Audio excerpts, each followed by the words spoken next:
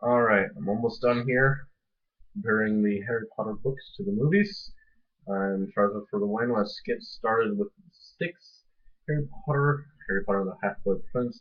But first, I'm very sorry, there's one other thing I want to talk about the fifth one.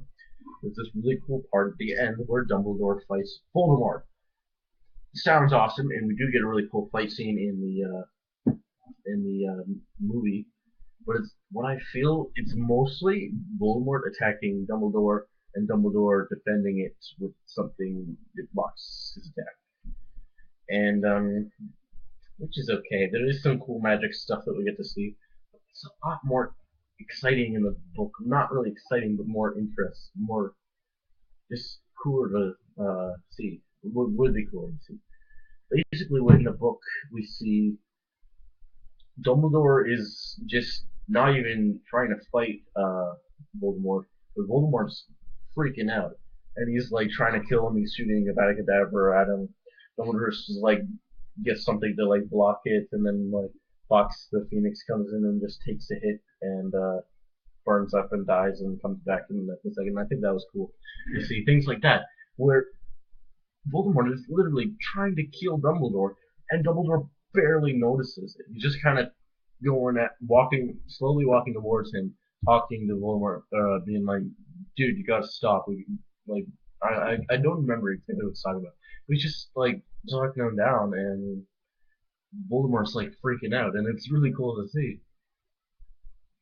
Um, but we didn't really get to see that exactly in the movie, which is what I thought was too bad, but it's still pretty cool to see.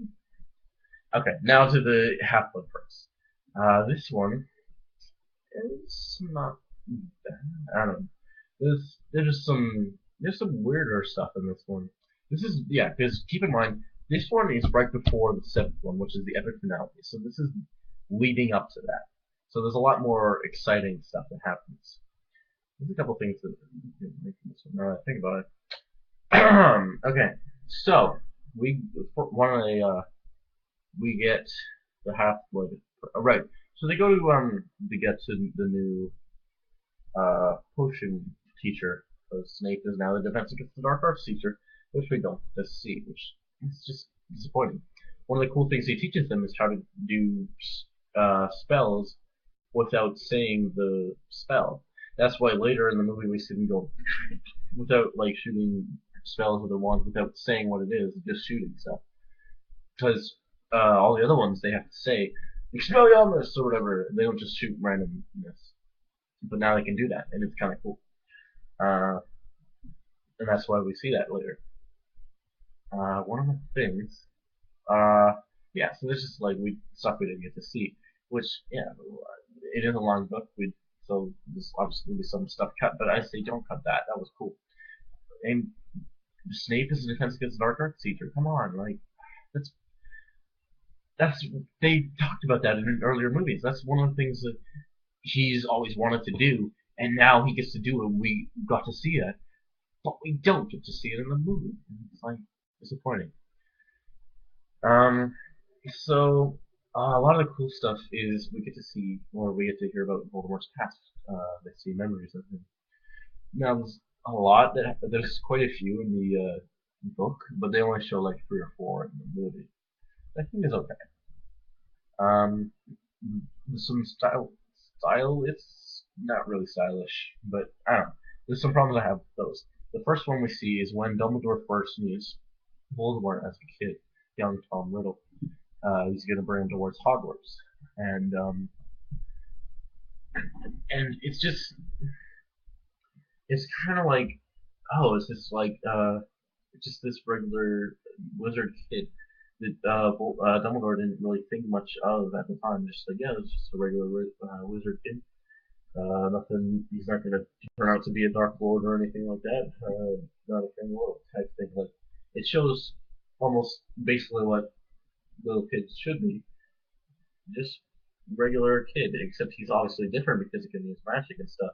But once he realized that he was a wizard, and that's why he could do these. When Tom Riddle found out he was a wizard and he could do these things, it's like okay, that makes a lot of sense. That okay, now I understand. But in the movie, they make him like this creepy little kid. He's like, I can. animals do what I want, and like bad things happen to people, and he's like this evil looking, just the way he is, this like he's already evil type thing, and it's like no, he's just kind of normal. He's like also. I can talk to snakes, and then Dylan's like, oh, he can talk to snakes. He's gonna be a Dark Lord. No, no. Dumbledore's just like, oh, okay. That's not very common, but that's not like is like because Summer was like, I could talk to snakes. Is that normal for wizard people? And Dumbledore's like, oh, that's interesting. Not many people can do that, but it's not unheard of type thing. It's not really like, but he doesn't see it as like, oh my god, he's gonna be a murderer when he grows up. He just kind of like that. But in the movie, that's what I felt. It's like this kid. I don't know. Something's up. I don't trust him. He's like 11. Come on. He's that anyway. Then yeah, there's a bunch that we see a bunch more memories that we see in the book. Like we see Voldemort's parents and things like that. And also, so yeah, but then there's a part where he's learning about Horcruxes. This is very important because it's something that they didn't do a good job explaining. So Voldemort says, I wonder if I could get 7. Now, but yeah, basically what it establishes that he tries to get 7 Horcruxes, and because that's the most magical number, he's trying to be invincible. Basically, Horcrux is like a failsafe. It's like a respawn if you die, and it's an item that has been enchanted to have part of your soul, which is which is a really cool concept. He's trying to get 7 because that's the magical number. 7 is a very magical number, and so yeah, that's his big thing. But see, once they find out that Harry and Dumbledore, they realize, okay, so they actually establish what most of them are, and what because in the movie it's like Dumbledore's like, holy shit, 7, that's ridiculous. He's trying to get Horcruxes. Ah man, no, I wish I had known that earlier. In the book, is kind of like, yeah, I kind of guessed that. I just wanted to make sure. And so they're like, okay. So Dumbledore's like, all right. So the diary that you destroyed in the second book, yeah, that was one of them. I destroyed this ring earlier, and I'm pretty sure that was one also because it belonged to Voldemort, as we find out. Now, so that's 2. That's actually pretty good considering we didn't even know these existed a few minutes ago. Now I'm pretty sure that there's only 6 that he managed to do, and he didn't actually get around to the 7th one. So, all right. So I'm pretty sure his snake, who he keeps around, Nagini, I forget how you say it. Anyways, his snake is one of the Horcruxes. So that's 3. Then we know there's what is those? There's the cup. There's a cup of Hufflepuff. Yeah, there's a cup of Hufflepuff and a diadem of Ravenclaw and the locket of Slytherin. And it's like, yeah, okay. So I don't think they knew all of those, but they knew the cup. Yeah, they knew the cup of Hufflepuff and the locket of Slytherin.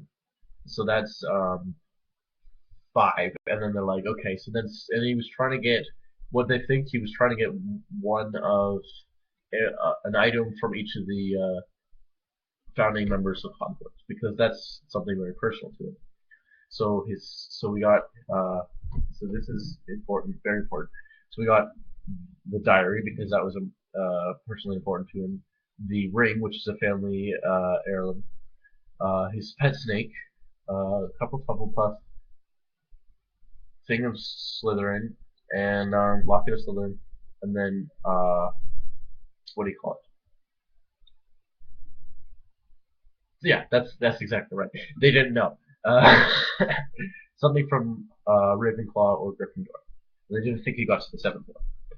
So they specifically know which Horcruxes to get, to look for, and that's the whole thing. Is they're looking. That's what they do. They look for the locket, and then Dumbledore ends up dying. Now here's the thing. the next big thing that I want to talk about, and then that's basically all I want to talk about. So Dumbledore dies, and I didn't even realize that Snape kills him.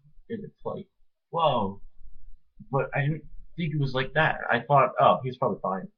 I didn't realize that Snape used an Abracadabra the killing curse because they actually make it blue instead of green. It's supposed to be green. I'd already started reading the books. I just didn't do it or something. Anyways, I'm almost done here. And one sec.